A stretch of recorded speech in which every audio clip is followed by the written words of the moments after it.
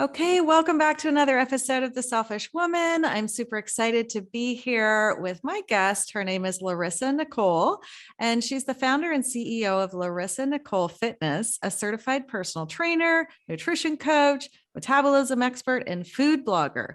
Having lost over 60 pounds and overcome body dysmorphia and disordered eating, she merges her Italian roots and love of food with her professional background to teach other female foodies how they can sustainably build their dream bodies without having to diet or eliminate the foods they love.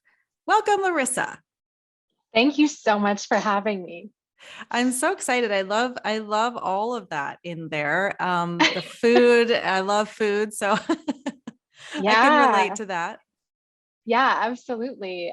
Being a major foodie, I love being able to sort of integrate that love of food into what I do so that I can show other people. I think that so oftentimes people think that it's either or, right? You can Mm. either have your favorite foods or you can have your dream body. And I'm here to prove that it's possible that you can have both.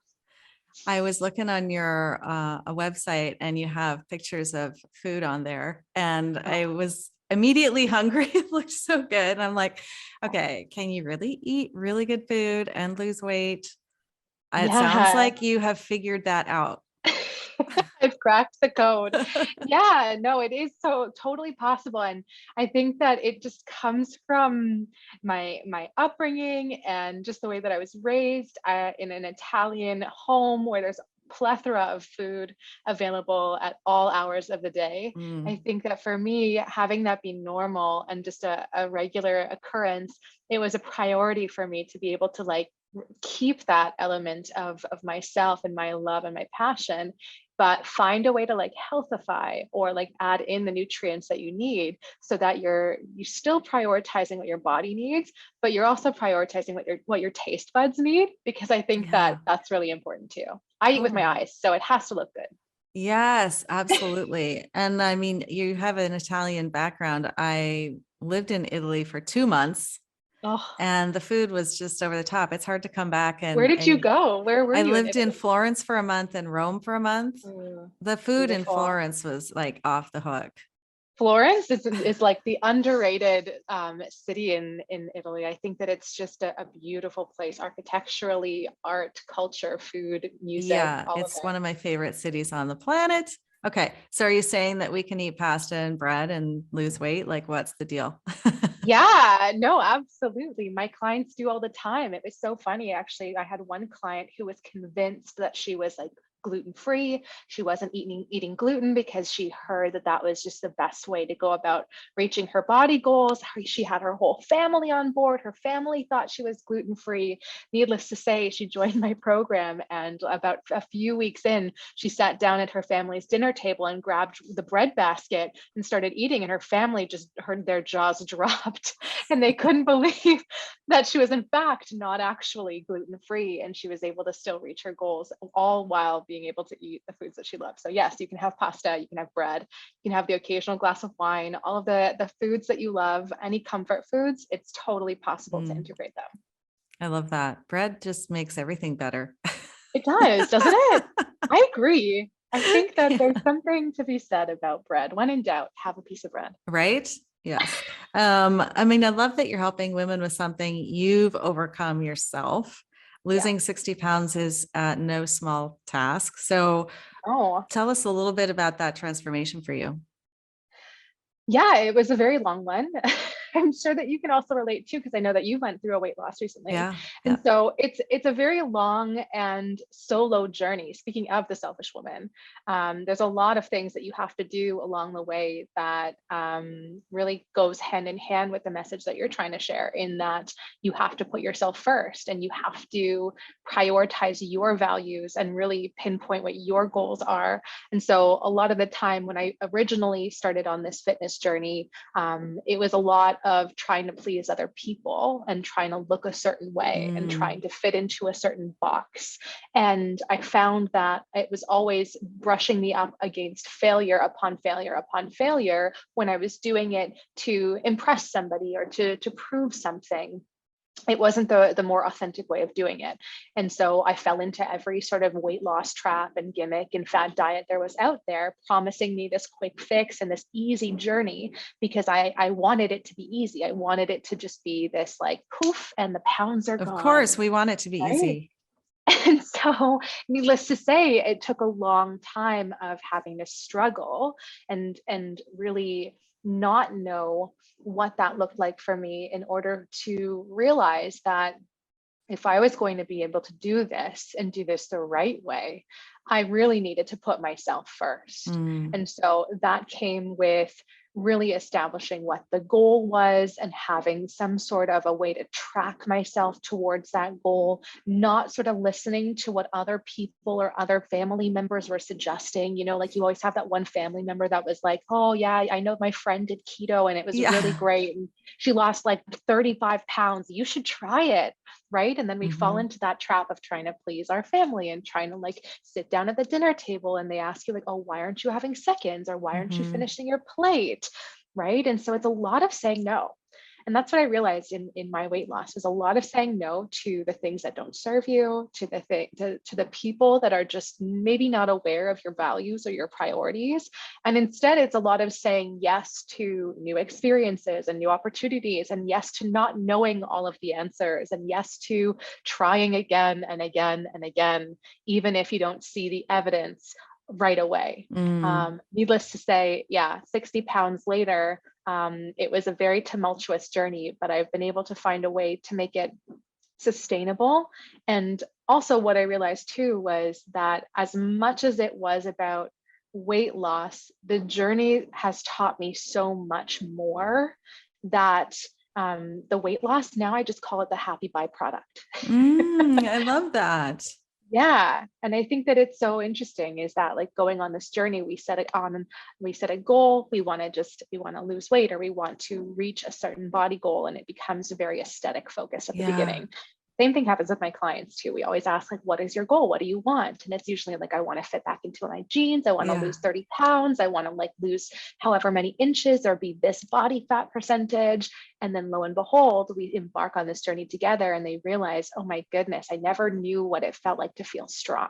And I love it. Right. Or Mm. I never knew it was possible to be able to eat all of my favorite foods or have a better relationship with food, and not constantly like pick apart everything that I eat or every move that I make. Mm. And you just learn to become a better and stronger and more unstoppable being in the process. And that's, I think, what I love most about my journey and what I do now. I mean, there's so much in there that resonates with me, but when you said the happy byproduct, it really spoke to me like 1,000%, because like you mentioned, I've lost weight. Well, in last year, 2021, I lost weight, right? Yeah. But it was actually for me, it was the byproduct of getting happy. The Yes. happier I got, the more the weight came off. And it felt like I Mhm. was starting to just align with my true self. So is that how you see it? Like, is it the byproduct of working on self, or like, explain it a little bit more to me? Yeah, actually, what's interesting, I'll even peel back the layers a little bit more, because having lost 60 pounds, that was at like my lightest weight, was the most amount of weight that I've lost over a period of time with 60 pounds. Right now, I'm not at my lightest weight. And something that I've learned actually more recently was that I was actually no happier having lost the 60 pounds than I was when I was at my heaviest. Mm. And this was what really catalyzed me to sort of peel back the layers and learn about sustainability and how to live a balanced and healthy lifestyle and what that looks to me. Because what I realized is that the way that I was going about it, while I was trying to please others and to fit into a certain box, I was over restricting myself, over exercising, burning myself out. And it was always to my own detriment. So even though I was sort of doing all of the right things, and I'm saying this with air quotes because it was really not the right things when it comes down to a sustainable and realistic lifestyle, I looked at myself in the mirror and I didn't think any differently of myself. And so this kind of started the journey that I was on over the past few years, and the reason why I became a coach that specializes in sustainability is because a lot of women experience the same problem, is that they always wish, ooh, like they look back on photos and they see themselves in a slimmer body and they think that that was the answer. I should have just been happier when I was in that weight because I wish that I was there again. Mm-hmm. And we come to realize that if in those photos we still weren't happy with our bodies, then it was never really about our bodies. It was never about the number on the scale. It was how we were treating ourselves. It was the way that we were showing up. And so this, needless to say, brought me on a journey of like, how can I have all of the things that I want and love in life, but still have a body that I can feel really confident in? And so I kind of went on a confidence journey. And that journey led me to eating more of the foods that I love and realizing that I was happier and I felt less restricted. And I was able to like spend time with my friends and family and not always have to pass up on opportunities and experiences that I loved, but felt like I couldn't because I wanted to weigh a certain number. Sure. And so that kind of led me to realizing that your dream body is not necessarily your smallest body, but it's the body in which you can live your best lifestyle and a healthy and balanced lifestyle, all while maintaining that routine that you love too. And so whatever body weight that you're at, when you're living that best life, that truly is your dream body, because you're able to, it allows you to do all the things you love and you're able to live the life that you've always wanted to live too. Wow, that's so powerful. As you're talking, I'm sort of seeing this picture coming together, that it's really like, I think the weight loss is the sexy thing we all want to talk about, right? Because like women are always on that kick. And yet what I hear in your story is that, like you said, it's the happy byproduct. Really, the happiness comes from working on yourself, showing up for yourself, getting out of the shoulds and the people pleasing and all of that bullshit, and coming into a place of being happy regardless of what's going on with your weight, and then trusting that you're going to intuitively know what your body needs to be healthy. Am I getting that right? That's what I'm hearing. A little bit, yeah. It is a little bit of an element of reaching that happy middle point, right? The way that I work with my clients is that yes, they are on a weight loss journey, or yes, they want to look a certain way, and in the pursuit of that goal, we also work on the barriers or the mental blocks or the things that are standing in their way. So for example, the shoulds, like great point there is that I shouldn't eat that, or I should have probably ordered the salad, or any of like the all or nothing mentalities. We work on really getting rid of the, oh, I fucked up, so now I'm just gonna binge eat because who cares anymore about my goals. Or comparison theory, or the comparison trap of like looking at somebody else's progress or looking at somebody else's life, comparing yourself to that and just saying, oh, I could never measure up.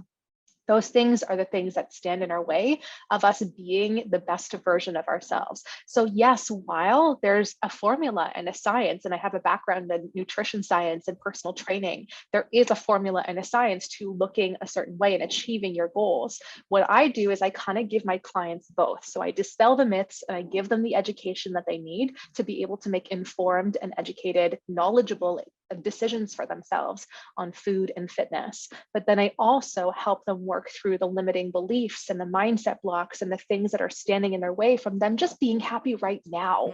Why can't that be possible too? Why can't you work towards a better version of yourself, all while loving the body that you currently have? Imagine that, right? Yeah, I love it. That's so cool. And it's really the key, isn't it? It's like doing the inner work and the outer work, taking care of our minds and bodies, as well as, learning how to eat and all of those things. And I love that you brought up limiting beliefs and mindset. That's such a huge piece.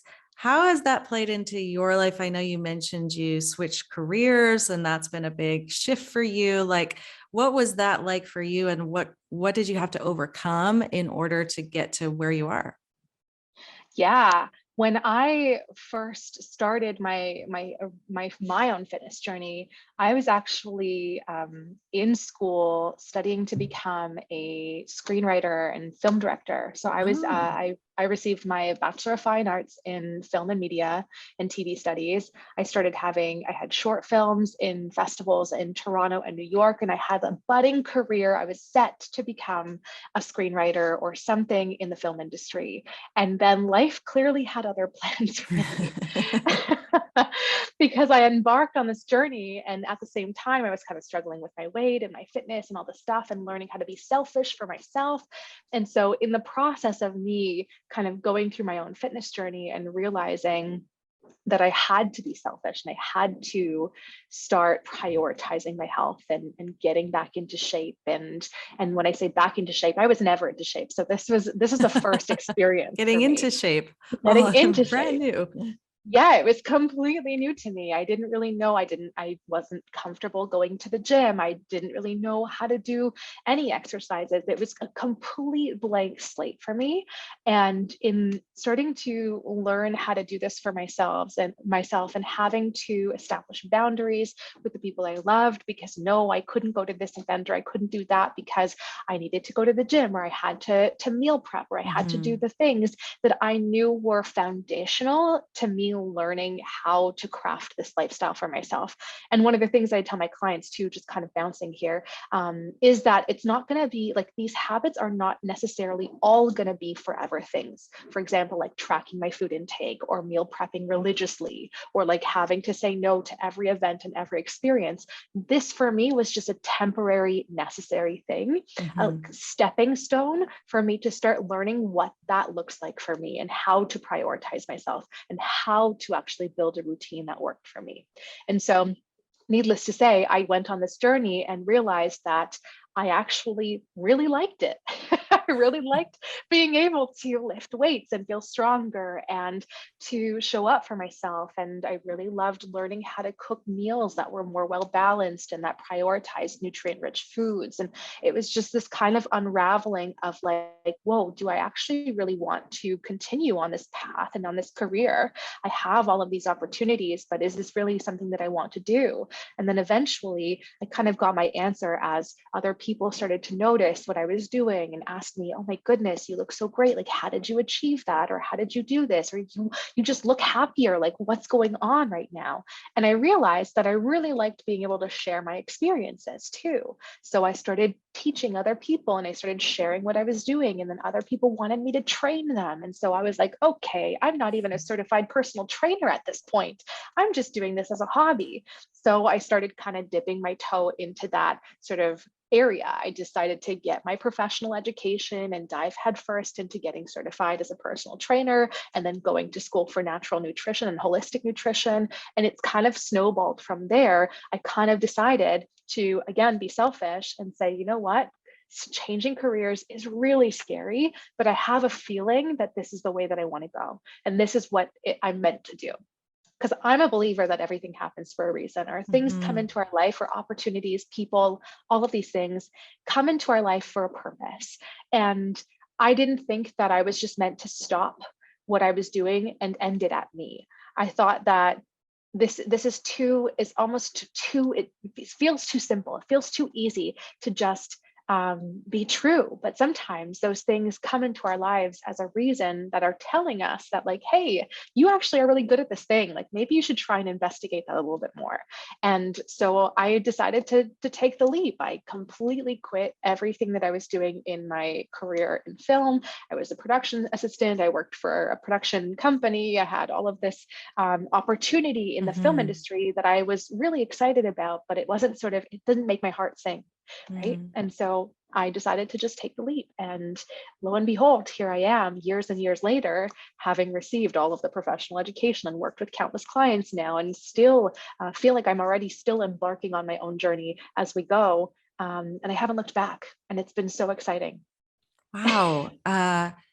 It takes a lot of courage to jump into the unknown when you've already got something going, right? It's a different story if it's like, all right, I have no options, let's try this. But it sounds like you had already had something happening that you were good at and you were working towards. So to have the courage to step into something totally unknown simply because you felt like that's what you were meant to do is really challenging. It requires a lot of self-belief, And like you said, really needing to be selfish and Mhm. do something that maybe doesn't make sense, but you're trusting. So that self-trust piece seems to be a theme with a lot of us, whether we see that we haven't had it or we've had to build it.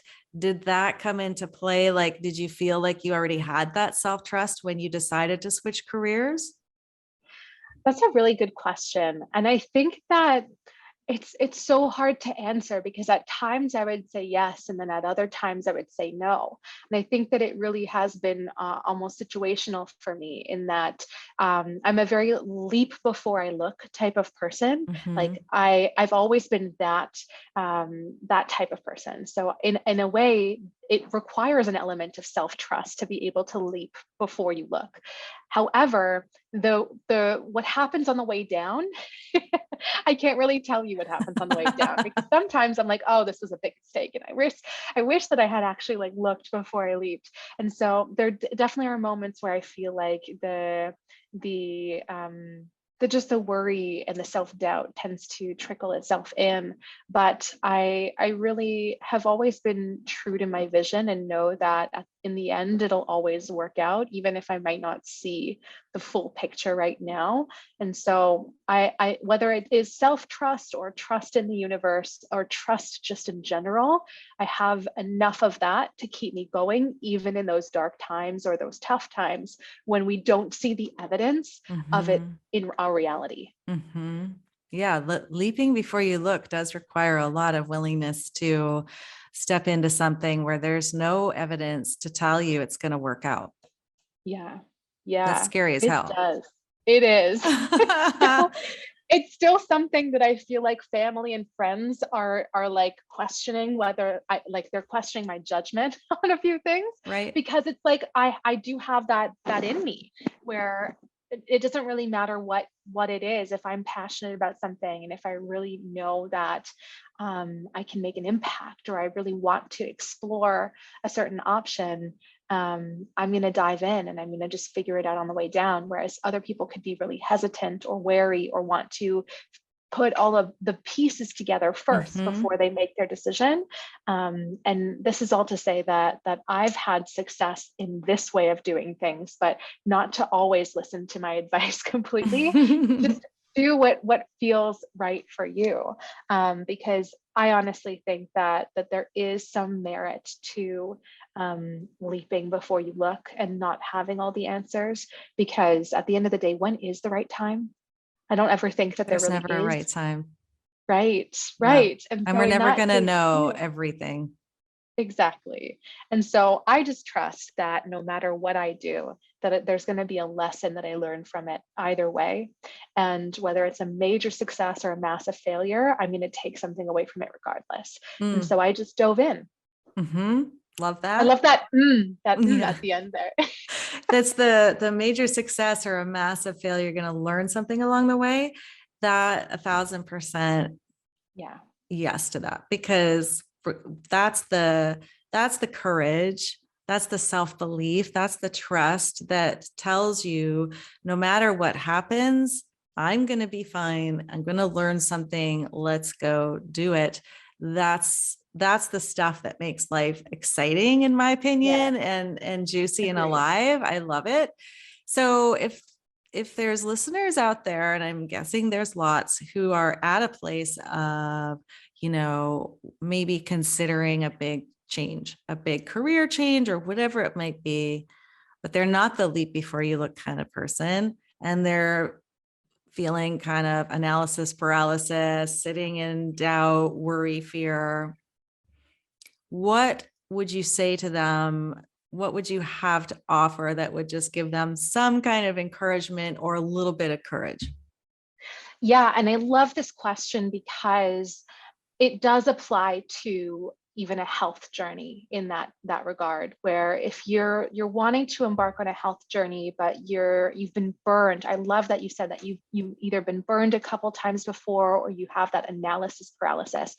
I can completely relate that to just any health journey in general. As women, we've probably tried every single diet under the sun already. Mm-hmm. And many, if not all of the times, we've come up against failure and we've gone back to our original ways. And so it's so often that women can be very wary about starting another fitness journey, especially if we're in the beginning of the new year and this whole new year, new you thing comes up. And then all of a sudden you're like, you're feeling anxious about like, now what do I do? Do I try this? Do I do that? Do I try keto? Do I do carbs? Do I do like intermittent fasting? All of these things, the buzzwords come up, and it's almost information overload at that point. We can be so bombarded by the media and by what's out there that it leaves us almost paralyzed with inaction. And one of the things that my clients really struggle with is that information overwhelm and not knowing what decision to make, not knowing what to do, because everything that they've tried in the past before has failed. And so what makes this time any different? Yeah. It's so hard to leap before you look when you feel like you've tried it all already again before. And so what's going to make this next time any different? Yeah. And the one thing that I've noticed as being kind of the missing piece in that feeling of information overwhelm, analysis paralysis, is that sometimes we know so much, but we're still lacking clarity and certainty. We know all of the ways that in which you can achieve a certain goal, or all of the ways that we've been taught, or like, try this, try that, try this. And maybe we've tried it before, but it's been a bit of like shiny object syndrome, in that we try something for a little bit of time. And if we aren't seeing the results, then we bounce to the next thing. And then we bounce to the next thing. And the reason why we do that is because we're lacking clarity and certainty. And so one of the things that I tell my clients is really important is knowledge is power. Education is power, right? You want to empower yourself to understand the whys and the hows behind it. So instead of trying a new cookie cutter diet, or downloading a 30-day challenge, or signing up for a program and letting somebody else do the work for you and you just kind of follow along, there's something to be said by actually digging your heels in and really committing to learning the reasons behind why certain things are the way they are. So why should I be eating a certain number of calories? Why should I be eating this way? Why should I be training this way? What does that actually look like for me? And this is one of the reasons why I'm a huge advocate of saying meal plans don't work. And I know that a lot of health professionals will probably like kick me for this, but it's like, I call myself almost like the Robin Hood of the fitness industry, where I'm like almost going against all of like the mainstream uppers of the fitness industry and trying to give the people that don't really know anything about sustainable health and fitness the education and the empowerment to be able to do it themselves. And so the reason why I say meal plans don't work is because it takes the how and the why away. It takes the guesswork away from the individual. They don't really know why they're following this meal plan. They're just doing it because somebody told them to, right? Yeah, right. And so that really causes a little bit of a struggle, especially when you're not sure what to do and you don't know what next step to take. And so what I really say is dig your heels in and do the work. Like, see if you can sign up for a course or get some education or find somebody who's going to educate you enough to make your own informed decisions. Okay, enough about the leap before you look. There is certain things to be said about getting enough education to be able to feel certain first, right? And I find that I do that too. I kind of go down that rabbit hole first. I make sure that I know all of my options. And then as soon as I'm like, okay, I'm prepared, then I go. And in that respect, the same thing should be happening in your health journey, is that instead of looking for this quick fix or this fad diet or this next big thing, it really should be important to empower ourselves to feel capable of prioritizing our health on our own, knowing what that looks like for us. And so that does require work, right? It's uncomfortable because now we have to actually hunker down and we have to learn and we have to explore and we have to understand why things are the way they are. But I really do feel like at the end of the day, if you want this to be sustainable, if you don't want to constantly be jumping from one thing to the next and kind of struggling with that shiny object syndrome, you really need to commit to something for a long period of time. And that requires the education and the bandwidth and the sheer perseverance and discipline to be able to stick with it, whether there's evidence or not, whether you're seeing any progress, whether you feel good or you don't feel good that day. All of it is required in order to actually like see it through. And so that's something that Yeah. I would say to anybody who's struggling to make that next decision. It's to really do the work of educating yourself first, understanding the reasons behind why you need to be eating this way or trying this thing or doing this thing. And once you have enough information to go by, choose one avenue and stick to it, and really, really stick to it for a while, whether you're seeing the evidence or not, until you can finally be the judge of like, and be curious too, right? You have to be curious about it. One of the things that I also suggest is to kind of know the difference between logical and rational, and then the emotional, right? When you're following some sort of a diet or a program or any type of goal setting, like we can apply this to absolutely anything. If you set a specific goal, you need to sort of track the trends. You need to understand what steps to take. And those are very logical and rational things. You need to know numbers. You need to measure the data.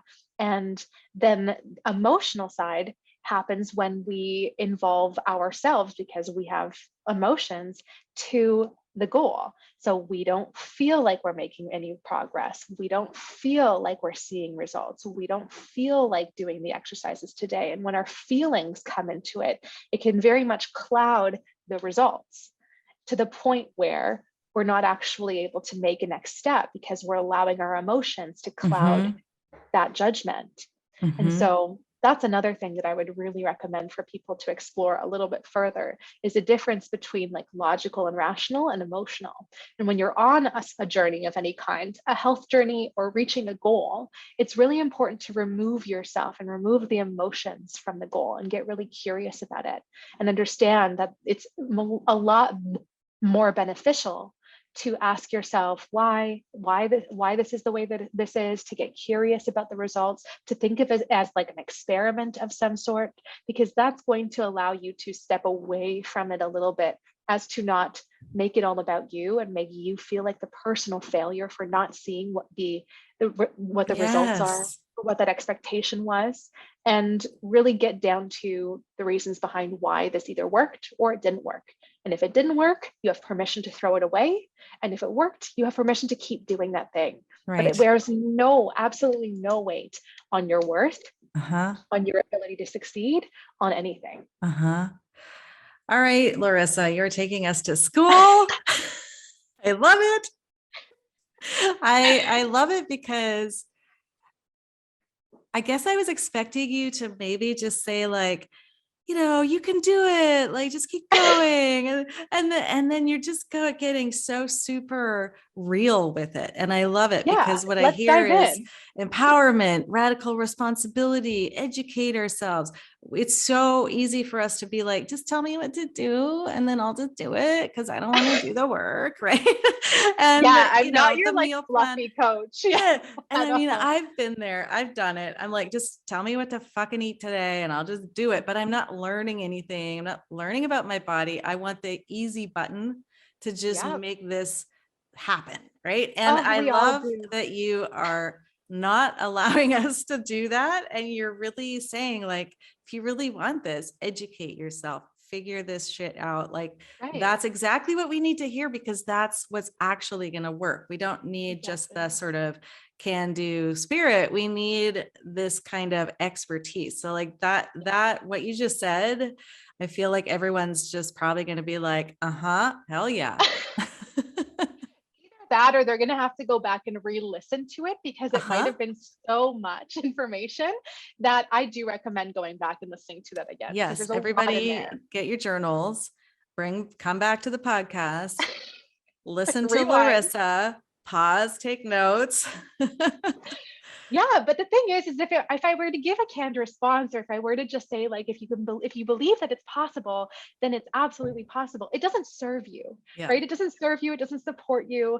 And I think that ultimately the women that are listening to this podcast, they want somebody to be real with them and to say like, this is the way to be selfish. This is the way to achieve what you want to achieve. And sometimes being selfish looks like, okay, I need to invest in my education. I need to actually hunker down and get serious about this, and no more sort of band-aid solution, no more babying me. We need to actually like put on our big girl panties and do the freaking work. And that is hard. It's scary. And we don't like feeling like we're not prepared or equipped or good enough, right? And that has there's no weight on all of those things. That's our ego and our emotional side getting into it and giving meaning to things that don't require meaning to exist. And so this is why I'm saying what I'm saying, in that achieving any fitness goal, achieving any health goal, achieving any goal of any kind, whether it's switching careers or otherwise, it does not have to be an emotional experience. It can be very logical and rational. And if you tie your emotions to it, that tends to be where most of us tend to fail, is that we give meaning to certain results. I didn't do well enough. I'm not good enough. I didn't lose the weight. I must be doing something The wrong. shame And comes then in. the self-doubt, the shame, the guilt, the frustration, the overwhelm. Oh, well, if this isn't working is a big one, right? This isn't working. And so we sort of jump from thing to thing to thing, hoping that something else will change, when we're the ones self-sabotaging by allowing our emotions to cloud the judgment of that specific result or that goal. And so I think it's so important to know that, and to know that it's a little bit it's a little bit more nuanced than people might make you out to believe, right? It's like, oh, just try this one thing or do that next thing. It's never going to be that easy. But I think that in saying that, it empowers you to now realize that, okay, if it's not going to be that easy, how can I make it my own? How can I do this my own way that feels good to me? And that's where your power comes back. And I also believe that is really hard to do on your own, whether it's So losing much. weight, switching careers. I work So with much. coaches, helping them build their businesses. And one of the things that I do over and over is have to rein them in and be like, stop trying to do all the things. Like, just stick with one thing for 6 months and let's see. You're not going to know if it's going to work if you're flitting all around, changing your strategy. It's no different. And I love that you're saying that. And I feel like women are ready to hear the meat and potatoes, as we're talking about food, the meat and potatoes of how to fricking get things done. Like, we just want to be successful, and like, let's hear the truth. And like you said, right, we don't want the platitudes anymore. We want to hear the truth. And that's why I love what you're bringing to us today, because it really is that tough love, that real talk that we need to hear. We need someone to tell us these things that we can't see ourselves because we're so immersed in our own experience. And that's why having someone by your side is so important too, to be able to be like, all right, you're feeling emotional about this, or you're in shame about this. Let's help you work through that so you can get back to what's really going on. Isn't that part of the equation as well? Yeah, and I think that that's a really good point. And something that I cannot emphasize enough is having somebody in your corner to be that outside perspective, and who has the professional education that you might lack, so that yes, you're empowering yourself with knowledge and education, but you don't have the time to go and get a degree in personal training or kinesiology or anatomy or nutrition, right? Like, that's not in the cards for you. And if you don't have the time to get a full-blown degree in something that you aren't skilled at, hiring somebody who already has that expertise, who can bridge the gap between the knowing and the doing, is really important. And so I can't emphasize that enough, is having a coach in your corner, and not somebody who, again, is just going to give you the platitudes and say, like, you can do it. Here's a guide, and here's then, a meal plan. Just eat that. Right. Like, you need to be able to distinguish between the people who are just kind of trying to sell you something, and somebody that's actually really invested in your journey and in your progress and really, really wants to help you. There's a huge difference. And that the person that wants to help you is going to be in the trenches with you when the going gets tough. And the person that just wants your money and just wants the grace and the acknowledgement is somebody that's just going to kind of give you a program or a meal plan, or just slap something on a table and just say, here you go, good luck. Totally. And if you've been burned before, like I have so many times, you might have fallen into the trap of trusting somebody like that. And I know how hard it is to get the courage to start all over again, and to perhaps even think about investing in another coach if you've had one that's been not ideal before. Can you tell I'm speaking from experience? Right. but but we've many of us have been We've been there. there. We've all been there. Trusted somebody and we haven't seen the results that we've wanted, or we haven't received the just exchange of energy that we felt like we deserved. And I get where that can leave you feeling a little bit like a fish out of water, but not doing anything about it will keep you stuck either way. Mhm. And that was a big one for me to learn too, is that I'm not going to get any closer to my goals by resisting the next step. And if the Yeah. next step is to find somebody else who's even more qualified and who can support you more, I think that that's really important as well to do if your goals are that meaningful to you. Yep. Yep. Absolutely.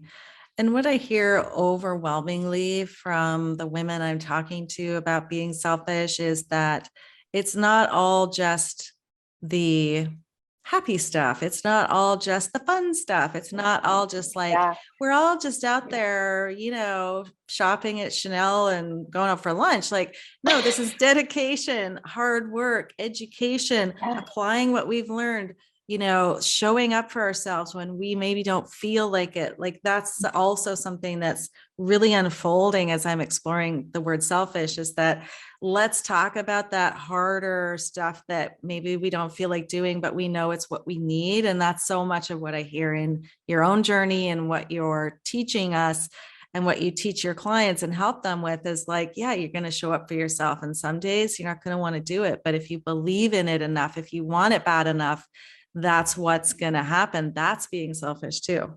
Absolutely. Yeah. And that's what builds the strength that they want in the long run, and that women feel like they need. Is like, my clients show up to me and ask me, like, I want to feel strong. I want to feel empowered. I want to feel good in my skin. I want to feel confident and comfortable.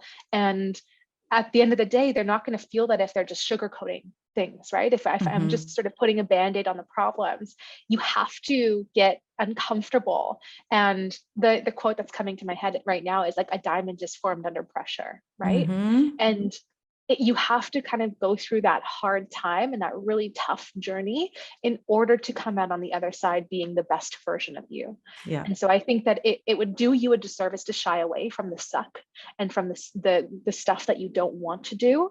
Yes, it sucks. Yes, it's not fun. Mm-hmm. Yes, Mm-hmm. it's going to be uncomfortable and it's not going to feel the best all the time. But it's in those moments that you really find out who you truly are. And I've never been more grateful than for the times that have been the tougher times in my life, because they've taught me more than the easy times have, Yep. for sure. Embrace the suck. Embrace it. Embrace the stuff. Embrace the suck. I love it. Okay, I have a few fun questions for you as we wrap up. Well, actually, the first one isn't, but it could be. I don't know. We'll see. If you could go back in time and say one thing to your little girl self, what would you tell her? Oh, you're going to make me cry with this one. Oh, this is so good. I love this question. And I think that ultimately, this might be a long-winded answer here, but I think that if I could go back in time, my younger version of myself was somebody who shied away from opportunity and experiences and doing things because I didn't feel good enough. Right. I didn't go to the school dances, and I didn't hang out with friends, and I didn't meet new people, and I didn't try extracurriculars because I didn't feel like my body and myself fit into the picture perfect mold that everything else or everyone else was living in. And it prevented me from really living my life to the fullest. And it's taken me this long into the years of my life to realize that I really did miss out on a lot growing up because I didn't feel like I was good enough. And so if I could go back in time and tell that girl anything, it would be that you are more than good enough the way that you are right now. You are good enough, and you are valued, and you are worthy right now, years before now, and years after now. That won't change. And I think that it's really important to operate with that belief system, because had I believed that I was worthy back then, I would have acted accordingly. And that means that I would have tried more extracurriculars, and maybe I would have liked sports, and who knows what I would have done with my life had I known that I could do anything. And so I think that that's really important for us to all go back and tell our little selves that we have been and always will be worthy. So beautiful. We are enough just because we are humans on this planet. That's it. And I love how you said you would have acted accordingly. I think that's such a poignant thing to say, because I've never heard anyone say it like that before, but isn't that true? If we had been told and believed we were enough, we would have acted accordingly. And we can go back and tell that little girl self that right now, like you just did, and heal that part of ourself that doesn't feel enough. And we can now act accordingly. That's so beautiful.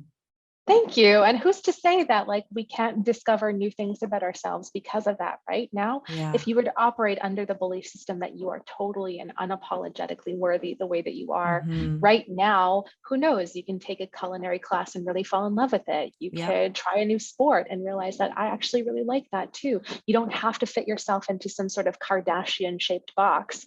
You can decide that you are completely unstoppable and damn sexy right now in the body that you have, moving the way that you do, eating the foods that you love, and really living an unapologetic life. And I think that that's really poignant, is to realize that there is nothing wrong with you. There's nothing to be fixed. And a healthy lifestyle and the foods that you eat are only there to enhance the life that you want to live. You could move to Florence and eat bruschetta every day, which I pretty much did. This little shop in Florence that we stumbled into to get out of the rain, and it was Bruna and her husband who ran the little restaurant. The husband cooked, she ran the front, and their son, who was a Italian show poodle, I called him. He was so cute. He was the server.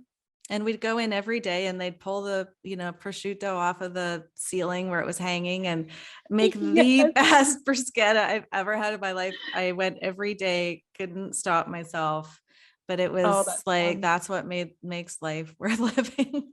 Absolutely. I don't want to be just stuck eating bland chicken and broccoli my whole life, and not get the experience of trying the world's best bruschetta. That sounds phenomenal. I know. Right. And who wants to prevent themselves from living that type of a life? I don't, certainly. Yeah. So let's all find our version of that and go for it. Yeah, a happy balance. I think that that's really important. It's just to find that balance between eating foods that support you, exercising or moving your body in a way that feels good. Everything that you do in life should be a reflection of the life that you want to live, right? And so if you don't want to do any CrossFit, you don't have to do CrossFit. Right? You can go swimming, you can go for a walk, right? Walking is one of the most underrated. I say this all the time. Walking is one of the most underrated forms of activity. And I think that if we do more of it, we'll just be happier overall. Yeah. I started walking January of 2021 every day. And I walk every day now. And now I'm up to like an hour a day. And it's changed my life. That sounds cliche, but walking has not only my body, my health, but my mindset, my energy levels, my emotions. It's just, I've fallen in love with it. And it's a very cathartic thing, because it is so just the way, and I don't want to dive too much into the science, but the way that it activates our parasympathetic nervous system is it really helps to calm our nervous system down and allow ourselves to be more connected with our higher self in a way, to get all spiritual on you. Oh, absolutely. And so walking is one of those things that if you can do anything for yourself today, it's to go outside and to go on a nice walk. It would literally be the best thing that you can do. I'm going right after this. I go into Stanley Park. So if anyone's out there, you'll see me talking to the trees, and it is a spiritual experience. I call it my church. It's my meditation. It's been part of my healing journey. So we could do a whole other episode on that. But. I know. Yeah, we have so much left to talk about. I know. All right. All right. Fun questions. I'm going to put you on the spot. If you could have dinner with 3 people, dead or alive, who would they be? Oh my goodness. Oprah Winfrey, Hmm. Beyonce, just Oh because yeah. Beyonce. Yeah. And who else? Who would be the third? And we'll say Ashley Graham. Ooh, I like it. Yeah. I'm imagining a really powerful conversation with those three badass women. Yeah. And you know what? I'm actually now I have like 15 other people in my head. But you know what? I'm gonna stick with those. Yeah, because I would love to hear just their stories and learn more from them. I Uh-huh. think that they're so inspirational, powerful women. Absolutely. Okay. And And a yeah. question that is probably going to be easier for you or not. What would the meal be? What would you be eating? Oh, the meal. Probably something that comes from my Italian roots. So maybe like a really good penne alla vodka Mhm. with like whatever wine they enjoy. I like a good red with a bowl of pasta, Yep, but me too. yeah, Love for it. sure. All right. If you had to get a tattoo right now, what would you get? Ooh, this is actually a really good question because I've been thinking about this a lot lately. Ah. And it actually ties perfectly with what I said about the diamonds being formed under pressure. I was actually thinking of getting a little diamond just somewhere on my wrist as a Ah. reminder that diamond is forged under pressure. And I think that that's a really powerful reminder to have. I love it. Last question. How are you being selfish these days? Well, I'm being selfish by sticking to a training routine that I really love right now that makes me feel like a strong and unapologetic badass, even if Mhm. that means having to say no to other people's wants and needs. I have been upholding that because it's been really beneficial for my mental and my physical health. And yeah, that's a really Mm. unapologetically way of being selfish. Mhm. Love it. Amazing. All right, Larissa, how can our listeners find you? How can they work with you? How can we get into your world? Yes, you can find me either on my website slash food blog at larissanicolefitness.com. I share a ton of healthy, drool-worthy, indulgent, incredible recipes there for any food lover. And I typically hang out on Instagram as well. So you can follow me at Larissa Nicole Fitness. And I also have a Pinterest at Larissa Nicole Fitness as well. Mm. So if you're a foodie and you just want some food inspiration, recipes, all of that fun stuff. Also, if you like just body image motivation and just a lot of fun, give me a follow on either platform. And I share a ton of stuff that can help you along on the journey. Amazing. And we'll put all that in the show notes as well. Wonderful. Okay, Larissa, thank you so much for being here. This was so Thank fun, you. educational, inspiring, amazing. Thanks for hanging out. Thank you so much for having me. This is so fun. All right, cool. Have an awesome day, and You we will too. talk to you guys soon. Take care. Bye.